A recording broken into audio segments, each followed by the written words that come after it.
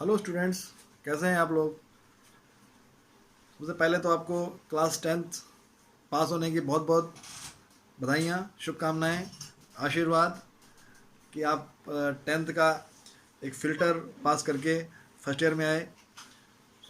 और उसके बाद और भी शुभकामनाएं कि आपको साइंस मिली। सो हम लोग शुरू करते हैं some basic concepts in chemistry part first. इस वीडियो का पार्ट फर्स्ट है ये। तो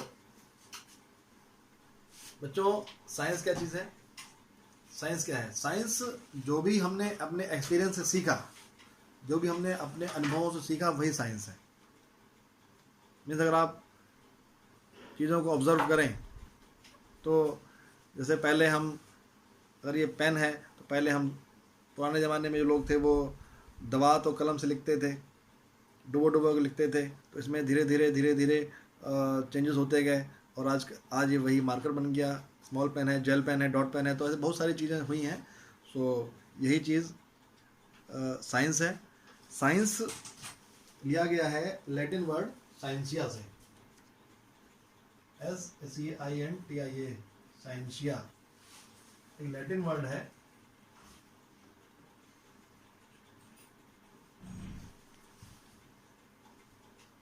scientia, it means knowledge,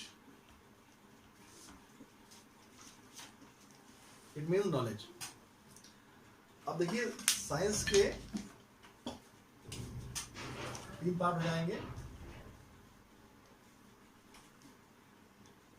generally: physics,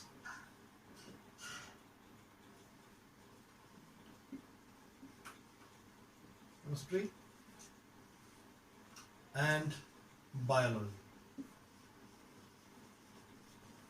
physics, chemistry and biology, ये 3 मुख्य शाखाएं हैं साइंस की। हम लोग यहाँ केमिस्ट्री पढ़ने वाले हैं। केमिस्ट्री की फिर फर्दर 3 ब्रांचेस हैं: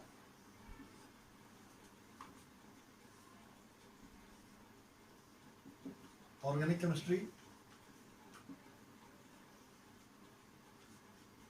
इनऑर्गेनिक केमिस्ट्री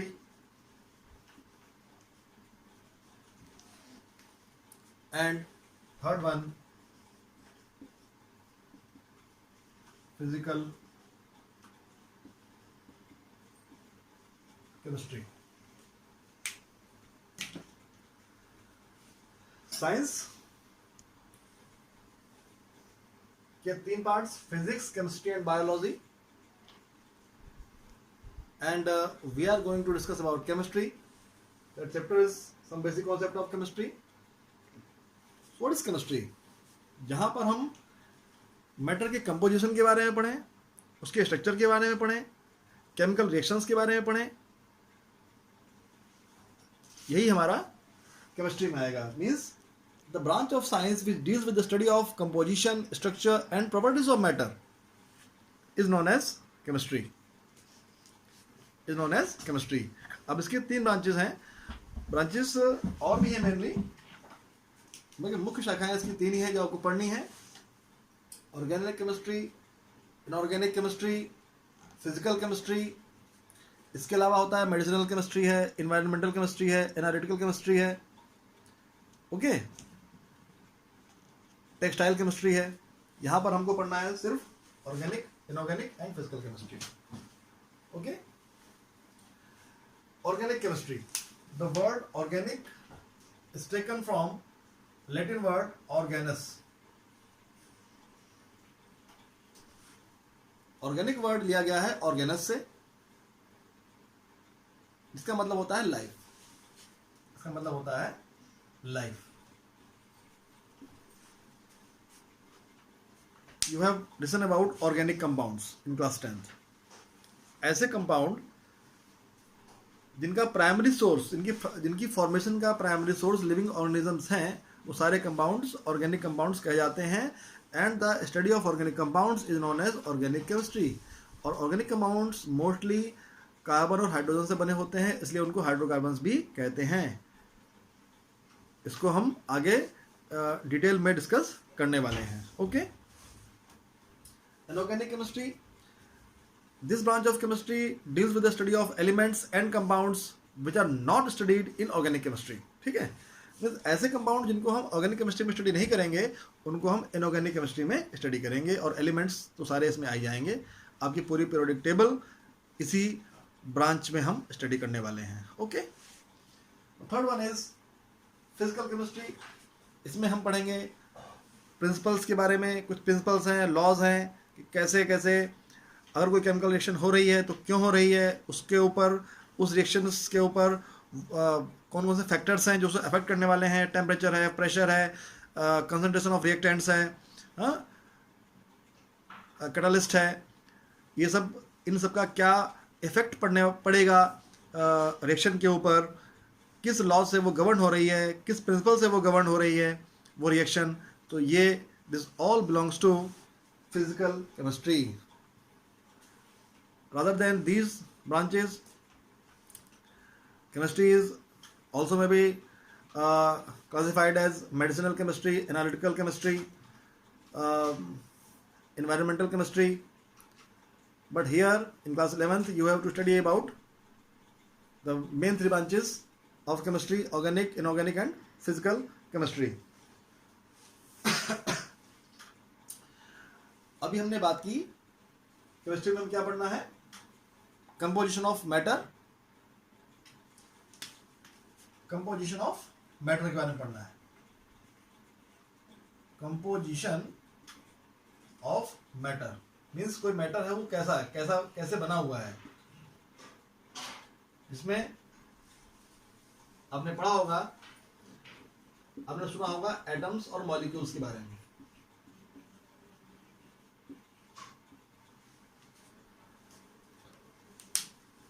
मैटर की क्या कंपोजिशन है, मैटर किससे बनता है स्टूडेंट्स? एटम्स या मॉलिक्यूल्स से एटम बनता है, सॉरी मैटर बनता है. अब एटम क्या है?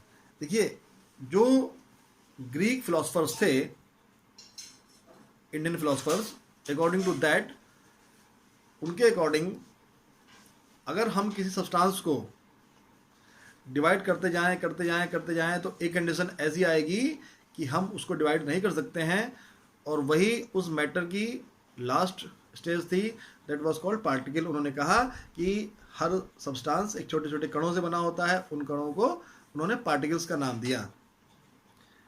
एक साइंटिस्ट थे रॉबर्ट बॉयले साइंटिस्ट थे एक. उन्होंने इस पार्टिकल्स जो इंडियन फिलोसफर्स ने पार्टिकल्स बताए थे, उन्होंने कहा इन्हीं पार्टिकल्स को एटम्स का नाम दिया. रॉबर्ट बॉयले ने उन पार्टिकल्स को एटम्स का नाम दिया कि वो एटम्स होते हैं. रॉबर्ट बॉयले ने कहा कि वो एटम्स हैं जिनसे कोई भी मैटर बना हुआ होता है. ठीक है. और एटम्स बताने चले बच्चों, यहाँ पर आपको एटम्स जब कंबाइन करेंगे तो दे फॉर्म मॉलिक्यूल. जब एटम कंबाइन करते हैं तो वो मॉलिक्यूल बनाते हैं. अब एक मॉलिक्यूल में 2, 3 कितने भी एटम्स हो सकते हैं. यहाँ पर एक टर्म आता है एटॉमिसिटी.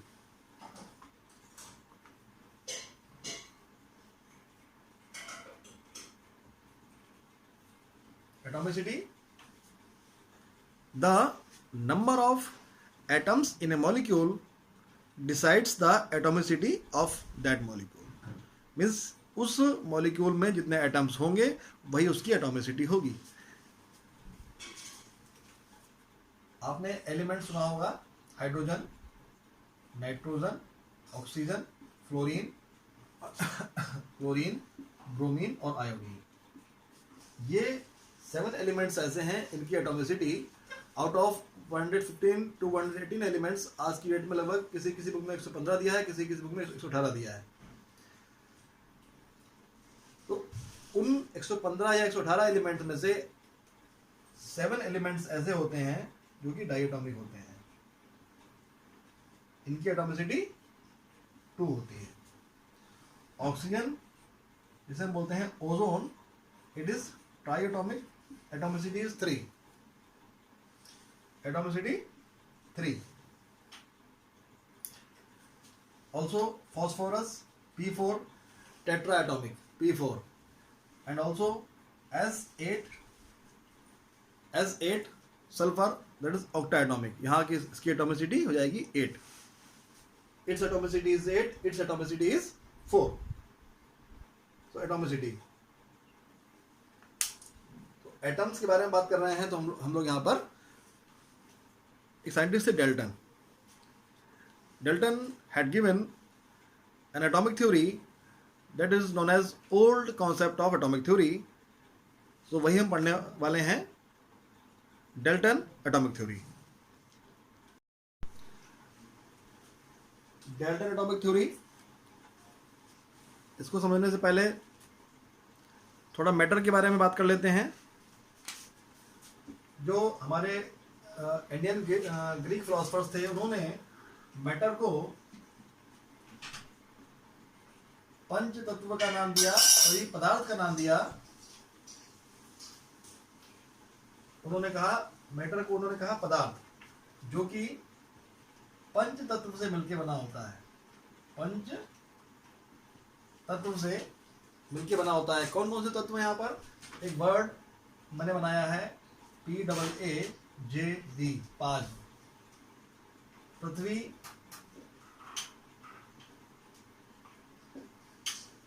आकाश,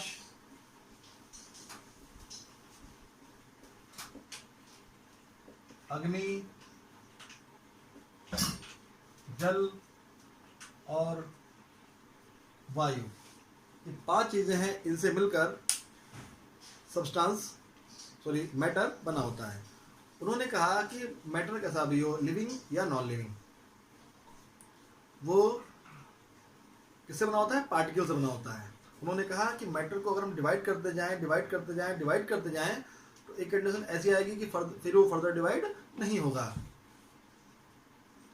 और उन्होंने ही उस पार्टिकल को बोला कि एटम है. वो वही पार्टिकल, एटम का नाम उन्होंने दिया उसको.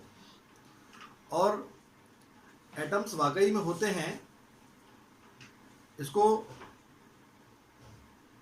रॉबर्ट बॉयले ने भी एक्सेप्ट किया था. साइंटिस्ट थे रॉबर्ट बॉयले ने भी इसको एक्सेप्ट किया था. उन्होंने एक बुक लिखी है, द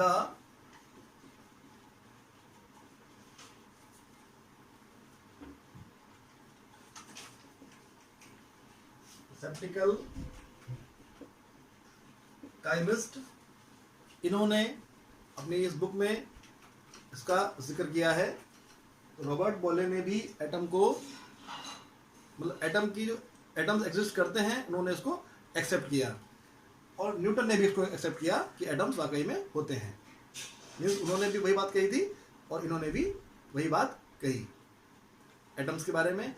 तो एटम्स को डिफाइन करने के लिए साइंटिस्ट डेल्टन है, उन्होंने एक थ्योरी दी है, that is known as Dalton atomic theory. इसके पोस्टुलेट्स आपको स्क्रीन पे लिख के आ रहे होंगे. आप इसको स्टडी कर सकते हैं और इसको नोट भी कर सकते हैं. इसको हम 1 by 1 डिस्कस करते हैं. जैसे पहला पोस्टुलेट्स क्या है, देखिए. फर्स्ट पॉइंट कि मैटर जो है is made up of very small particles that can not be further divided. और इन्हीं पार्टिकल्स को इन्होंने क्या बोला? एटम बोला. क्या बोला? एटम. देखिए एटम जो है लिया गया है ग्रीक वर्ड एटमॉस से, ATOMOS, Atmos. It is taken from Greek word atomos. It means indivisible. इसका मतलब ये होता है indivisible. ठीक है. तो पहला पॉइंट था.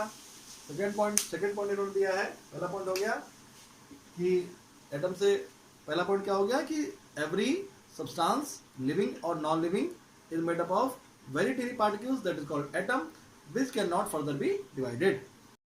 नाउ सेकेंड पॉइंट, इन्होंने कहा कि atoms of same element are identical in all respects. Third point, दोनों पॉइंट एक दूसरे से संबंधित है, इसलिए हमने आपको दो सेकंड थर्ड पॉइंट एक ही बार में ले लिए हैं. सेकंड पॉइंट क्या कह रहा है? सेकंड पॉइंट कह रहा है कि डिफरेंट एलिमेंट्स, सेम एलिमेंट्स के एटम सारे सेम होंगे ऑल एस्पेक्ट्स में, और डिफरेंट एटम्स के एटम हर एस्पेक्ट में डिफरेंट होंगे। मीन्स जैसे मान लीजिए अगर हमने या मान लीजिए सपोज कीजिए वी हैव टेकन सोडियम, तो मान लीजिए सोडियम के एटम्स बने हुए हैं 1 2 3 4 5 6 7 8 एटम्स हैं। तो उन्होंने कहा कि सोडियम के जितने भी एटम्स हैं ये मास में, अपने साइज में सेम होंगे, सारे एटम सेम होंगे। और मान लीजिए हम कैल्शियम लेते हैं, यहाँ पर है कैल्शियम लेते हैं, तो इसके एटम सेम होंगे। मीन्स सोडियम के एटम्स, जो एटम सोडियम को बना रहे हैं वो ऑल एस्पेक्ट्स में सेम होंगे, और जो कैल्शियम को बना रहे हैं वो साइज में, मास में सेम होंगे। सेकंड पॉइंट, थर्ड पॉइंट इन्होंने क्या कहा, इन्होंने कहा कि डिफरेंट एटम्स के जो एटम हैं वो हमेशा डिफरेंट होंगे, यानी कि सोडियम के एटम कभी भी कैल्शियम की तरह नहीं हो सकते, या कैल्शियम के एटम कभी सोडियम की तरह नहीं हो सकते। मीन्स सेम वाले सेम और डिफरेंट वाले डिफरेंट। डिफरेंट एटम्स के, डिफरेंट एलिमेंट्स के जो एटम्स हैं दे आर ऑलवेज डिफरेंट। ये इन्होंने थर्ड पॉइंट कही। फोर्थ पॉइंट क्या कहा इन्होंने, फोर्थ पॉइंट इन्होंने कहा है कि जब कोई कंपाउंड बनेगा, whenever a compound is formed,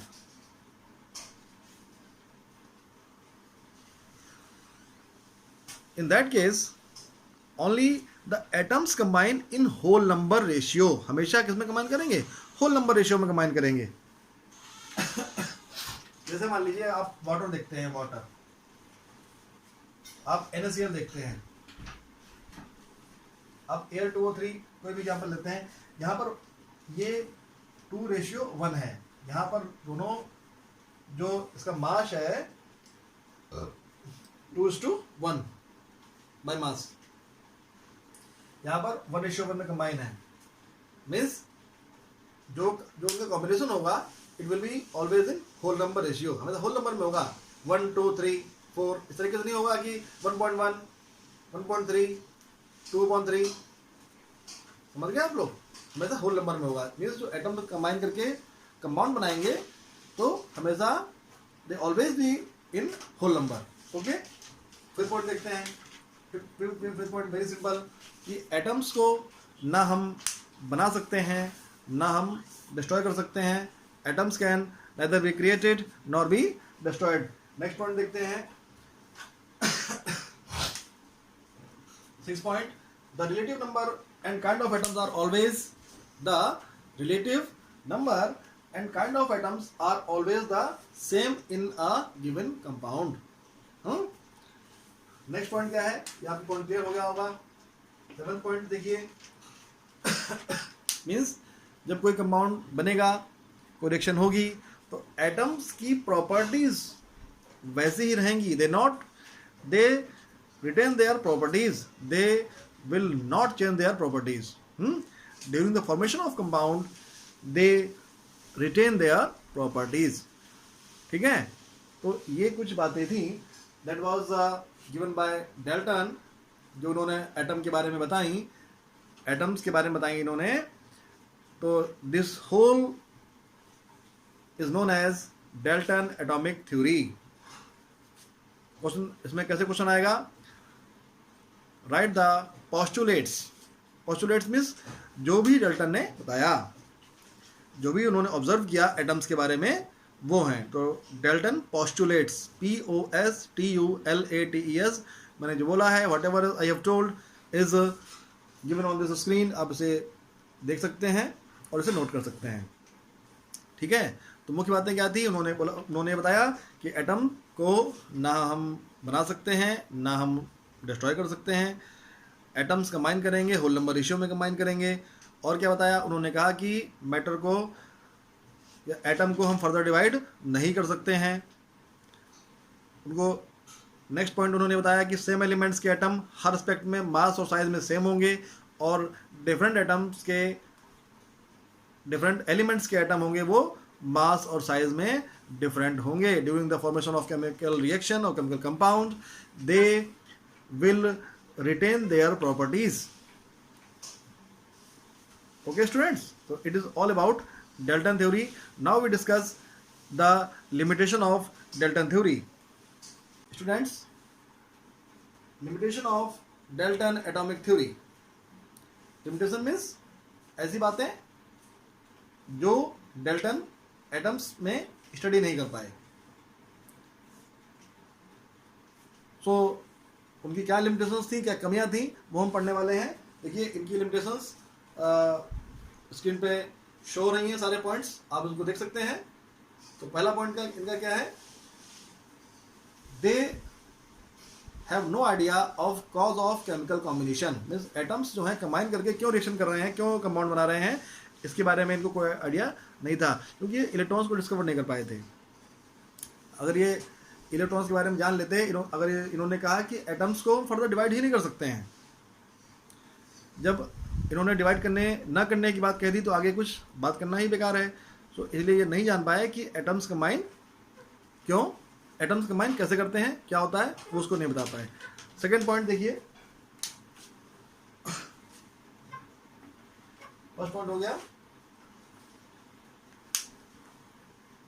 they do not explain the Gay Lussac law of combining volumes. Scientist हुए हैं गे-लुजेक, इन्होंने गैसेस के कॉम्बिनेशन को एक्सप्लेन किया है, वो अभी हम आगे पढ़ेंगे.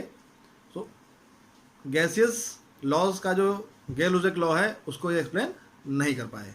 थर्ड पॉइंट देखिए, they have no idea, they told nothing about isotope and isobars. ठीक है, व्हाट इज आइसोटोप. देखिए पहले बात करते हैं आइसोटोप की हम लोग, फिर हम लोग आगे पढ़ेंगे, थर्ड पॉइंट पढ़ेंगे आइसोटोप क्या होते हैं. Isotopes, atoms of same element,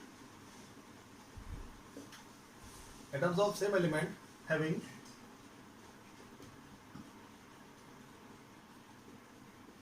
same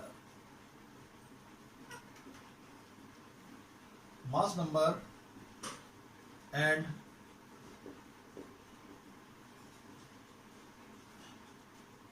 same atomic number and different mass number. Means एक ही एलिमेंट के ऐसे एटम्स, एक ही एलिमेंट के ऐसे एटम्स जिनके एटॉमिक नंबर सेम हो और मास नंबर डिफरेंट हो. For example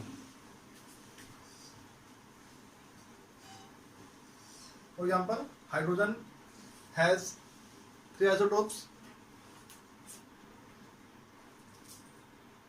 1H1, 1H2 and 1,3. It is protium, deuterium,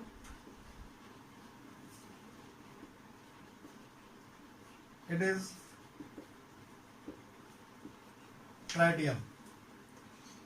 protium, deuterium and tritium, यहाँ देख सकते हैं तीनों का एटॉमिक नंबर सेम है लेकिन मास नंबर तीनों का डिफरेंट है. तो और तीनों किसके एलिमेंट हैं, तीनों हाइड्रोजन के एलिमेंट हैं, हाइड्रोजन, तीनों हाइड्रोजन के एटम्स हैं. ओके, तो ऐसे एटम्स किसी भी एलिमेंट के जिनके एटॉमिक नंबर सेम हो और मास नंबर डिफरेंट हो, दैट इज कॉल्ड आइसोटोप. एक एग्जाम्पल और लेते हैं, Cl 17, 17, 35, 37. क्लोरीन के 2 आइसोटोप हैं, Cl. मास नंबर क्या है, 17 है, सॉरी एटॉमिक नंबर क्या है 17, मास नंबर क्या है, यहाँ 35, यहाँ 37. यहाँ पर मास नंबर, यहाँ पर देखिए आप समझ लीजिए कोई एलिमेंट होता है, यहाँ पर हम लिखते हैं उसका एटॉमिक नंबर, यहाँ लिखते हैं उसका एटॉमिक मास, ये आप जान लीजिए. तो here atomic number is Z. Z represents atomic number. In chemistry, Z represents atomic number and A represents atomic mass. Z represents atomic number and A represents atomic mass. Here atomic number 1, mass number 1, here 2, here 3, different. Atomic number 17, mass number 35, 37, different. Isotope. What is isobar? What is isobar?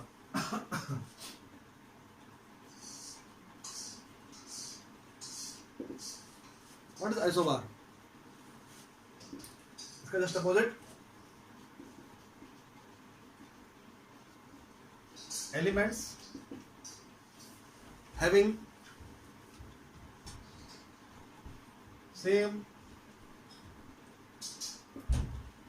mass number but different atomic number. Having same mass number but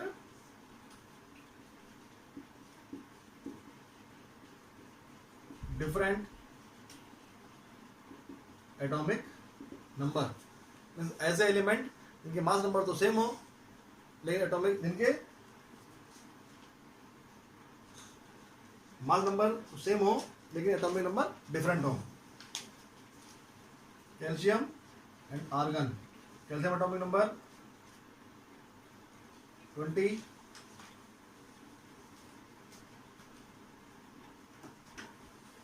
okay. Argon atomic number 18, but they have mass number 40, mass number 40. दोनों का atomic number mass number same है, atomic number different है. यहाँ पर atomic number same है, mass number different है. यहाँ पर एटॉमिक मास सेम है और एटॉमिक नंबर डिफरेंट है. इन्होंने आइसोटोप्स आइसोबार के बारे में एक्सप्लेन नहीं कर पाया. याद कीजिए इनका इन्होंने क्या कहा था. इन्होंने कहा था according to them the atoms of same element are same. Atoms of same element will be same and different elements will be different. देखिए ये एलिमेंट सारे सेम है, ये भी हाइड्रोजन, ये भी हाइड्रोजन, ये भी हाइड्रोजन. इन्होंने कहा कि मास के रिस्पेक्ट में, साइज के रिस्पेक्ट में सेम एलिमेंट के एटम सेम होने चाहिए, होते हैं. ये देखिए डिफरेंट है. ये 1 इसका मास, इसका 2 मास, इसका 3 मास, डिफरेंट. तो इसकी थ्योरी फेल हो गई. इन्होंने कहा कि डिफरेंट एलिमेंट्स के डिफरेंट ही होंगे एटम्स. कैल्शियम के एटम का मास 40 और आर्गन के एटम का मास भी 40. तो इनकी बात फेल हो गई. तो आइसोटोप्स और आइसोबार्स को एक्सप्लेन नहीं कर पाए. Third point. Now fourth point is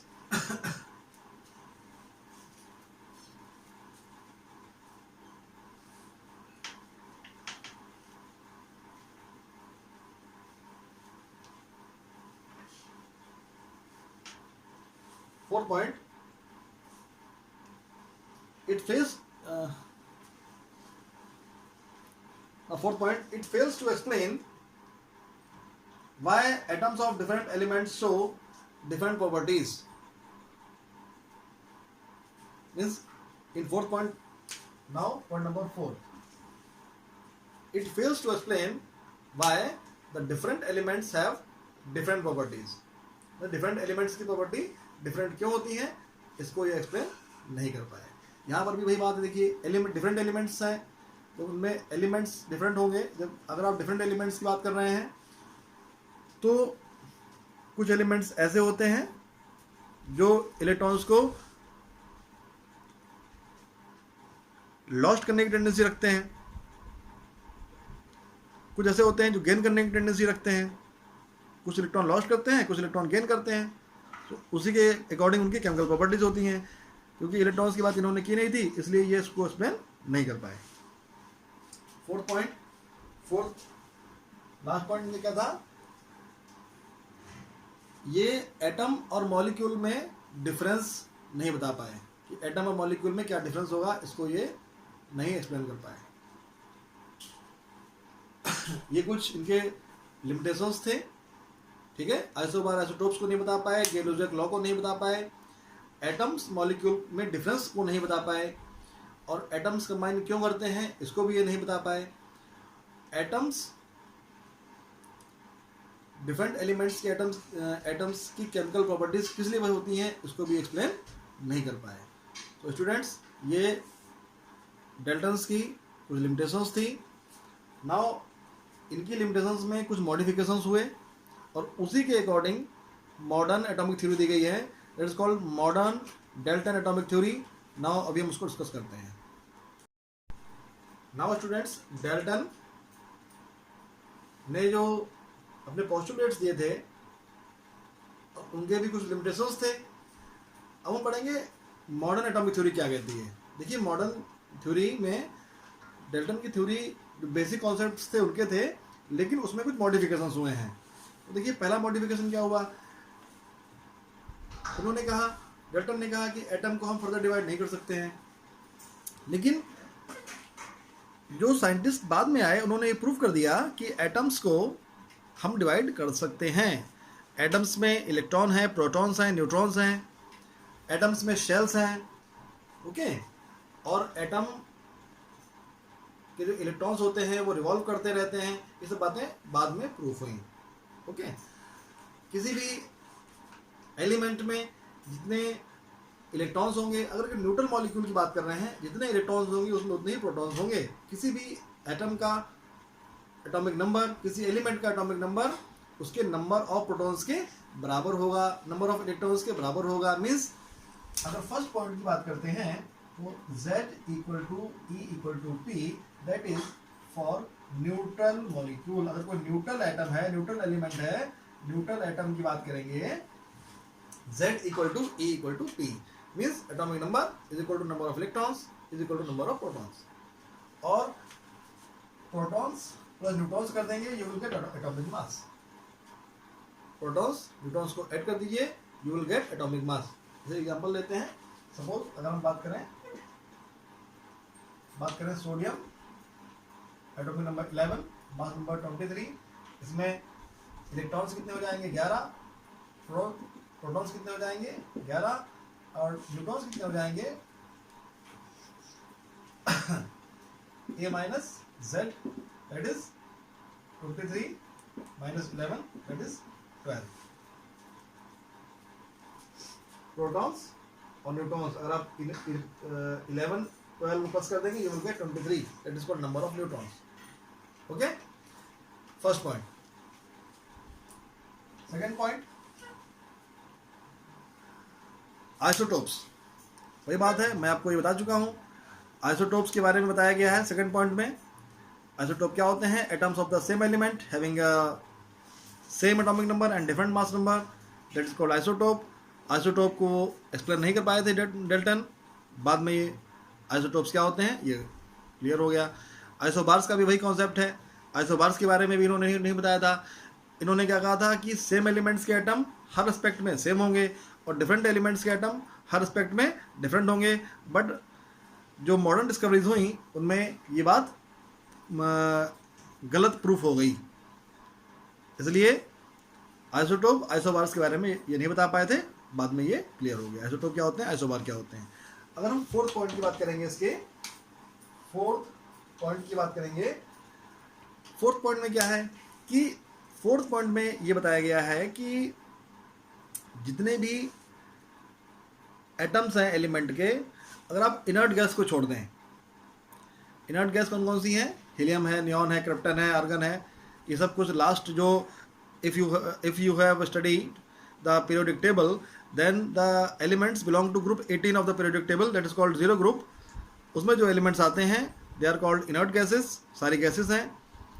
तो वो इनर्ट गैसेस के जो एटम्स हैं they are inert, means they do not form compounds generally, लेकिन बाकी जो एलिमेंट्स हैं वो कंपाउंड बनाते हैं। तो वहाँ पर ये बात बताई गई है कि एटम्स जो होते हैं वो बाकी एलिमेंट्स के रिएक्टिव होते हैं, अनस्टेबल होते हैं। और अनस्टेबल क्यों, क्योंकि उनमें इलेक्ट्रॉन्स हैं, वो लूज या गेन कर सकते हैं, इसलिए वो अनस्टेबल हैं। जब तक अपने आउटर मोस्ट में ऑक्टेट पूरी नहीं कर लेंगे तब तक वो अनस्टेबल रहेंगे। ऑक्टेट क्या होती है ये सब हम लोग आगे पढ़ने वाले हैं अभी, ओके। पॉइंट नंबर 5, जब किसी एटम्स के बीच में जब एटम में कॉम्बिनेशन होता है ये कॉम्बिनेशन इलेक्ट्रॉन्स की शेयरिंग से हो सकता है, इलेक्ट्रॉन्स के गेन या लॉस से हो सकता है, और कभी कभी ये शेयरिंग सिर्फ एक ही एटम के द्वारा होती है। मैंने जो 3 एग्जांपल दिए, पहला कि ट्रांसफर ऑफ इलेक्ट्रॉन्स अगर होता है तो it will form ionic bond, अगर इलेक्ट्रॉन में शेयरिंग होती है it will form covalent bond, और अगर शेयरिंग ऐसी होती है कि एक ही एटम इलेक्ट्रॉन को शेयर करने के लिए प्रोवाइड करता है, that is called coordinate bond. तो एटम्स के बीच में एक फोर्स ऑफ अट्रैक्शन होता है, उन अट्रैक्शन को बॉन्ड कहते हैं, that is called chemical bonds. H2O hydrogen है, ऑक्सीजन है, दोनों ऐड हैं, मिले हुए हैं, एक मॉलिक्यूल बना रहे हैं H2O। तो ये मॉलिक्यूल एक फोर्स से जुड़ा हुआ है, अगर इनमें फोर्स नहीं होगा तो सारे अलग अलग हो जाएंगे। तो क्या है यहाँ पर कि एटम्स में कंपाउंड जब बनता है तो उसमें एक फोर्स ऑफ अट्रैक्शन होता है, that is called chemical bond. Point number 6, उन्होंने कहा, डल्टन ने क्या कहा कि हमेशा whenever atoms combine they will combine in a whole number ratio, हमेशा एक होल नंबर में कंबाइन करेंगे। लेकिन कुछ मॉलिक्यूल्स ऐसे होते हैं जो इस रूल को फॉलो नहीं करते हैं, कुछ कंपाउंड ऐसे भी होते हैं जो होल नंबर में कंबाइन नहीं करते और फिर भी कंपाउंड बनाते हैं, they are called non stoichiometric compounds. Non stoichiometric compounds कहे जाते हैं। आगे एग्जांपल देखिए, अगर आप ग्लूकोज लें C12H22O11 1222, it is not a whole number. इसको अगर आप कन्वर्ट करेंगे होल नंबर्स में सिंपलेस्ट फॉर्म में तो होल नंबर में नहीं आएगा। प्रोटीन्स भी ऐसा करते हैं, स्टार्च भी ऐसा करते हैं। ये कुछ एग्जांपल्स हैं नॉन स्टोइकियोमेट्रिक कंपाउंड्स के। Okay, 7, reactions. केमिकल रिएक्शंस जो हैं 2 टाइप की हो सकती हैं। एक हो सकती है बाय मीन्स ऑफ इलेक्ट्रॉन्स और ड्यू टू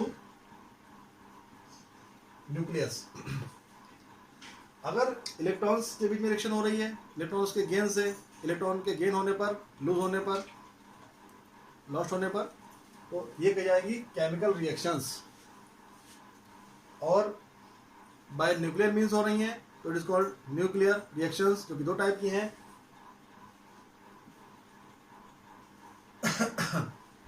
न्यूक्लियर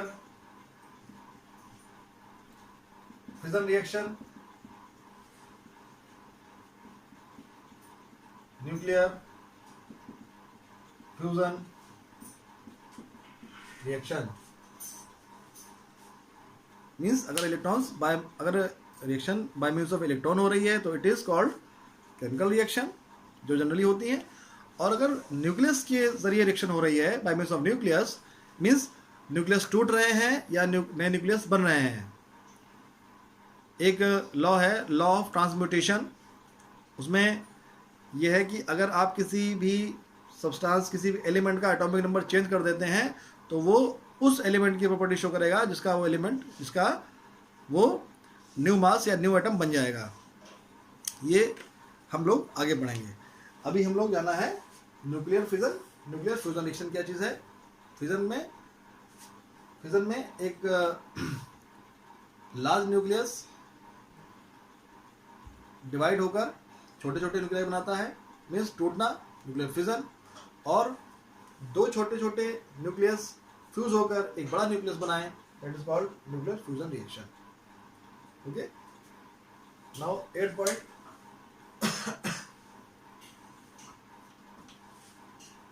इसमें वही है, ये बात डल्टन ने भी कही थी कि अगर कोई केमिकल कंपाउंड बनता है तो उसमें जो एटम्स हैं वो अपनी आइडेंटिटी को लॉस्ट नहीं करेंगे, वो they will retain their properties, they will not lose their identities. मतलब उनकी केमिकल प्रॉपर्टी जो भी हैं वो शो करते रहते हैं। लास्ट पॉइंट,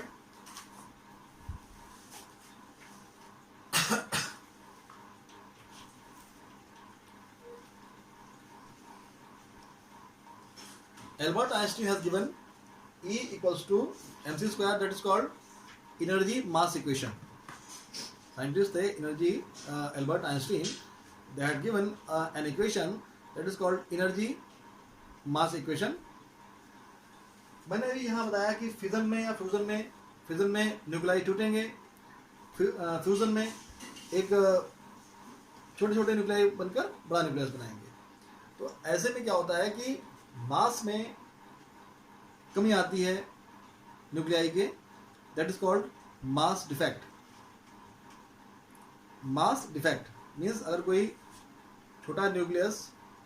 न्यूक्लियस टूट के छोटे छोटे न्यूक्लियाई बनाता है तो बहुत ही कम उसके मास में कमी आती है, that is called mass defect. अगर उस मास को हम एनर्जी में कन्वर्ट करें तो you will get a large amount of energy release during the reaction, means during the nuclear fission reactions, so nuclear reactions lot of energy is released due to this equation. क्योंकि आप जानते हैं कि सी यहाँ पे क्या है, C is the speed of light, that is 3.0 × 10⁸ meter per second. ये लाइट की स्पीड होती है। लाइट किसी स्पीड से वैक्यूम में या एयर में चलती है। देखिए वैक्यूम में थोड़ा मैंने यहाँ टॉपिक लिया है तो बता देता हूँ। वैक्यूम में अगर बात करेंगे तो ये होती है, और एयर में बात करेंगे तो speed of light 2.99 × 10⁸ meter per second होती है। लेकिन हम जनरली क्योंकि ये 2.99 कुछ इक्वल है, ठीक है, तो इसलिए हम इसको दोनों को 3.0 ही मान लेते हैं, ठीक है। तो अगर थोड़ा सा मास भी कन्वर्ट होता है तो इसको इससे नंबर से मल्टीप्लाई करने पर we will get large amount of energy, okay. So this is all about modern atomic theory. इसमें मैंने आपको बताया इस पार्ट में कुछ बेसिक चीज़ें केमिस्ट्री के बारे में, केमिस्ट्री के पार्ट्स, और देन क्योंकि मैं एटम्स के बारे में बात कर रहा था, एटम मॉलिक्यूल के बारे में बात कर रहा था, तो I have taken the Dalton atomic theory.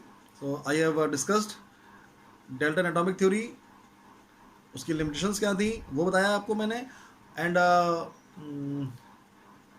क्या क्या उनकी थ्योरी में मॉडिफिकेशंस हुए वो हमने पढ़े, that is called modern atomic theory. Students, जल्दी ही मैं अपना इस चैप्टर का सेकंड पार्ट अपलोड करूंगा, तब तक आप लोग ध्यान रखें अपना। और मेरा अगर वीडियो आपको अच्छा लगे तो प्लीज़ मेरे चैनल को सब्सक्राइब करें। Thank you.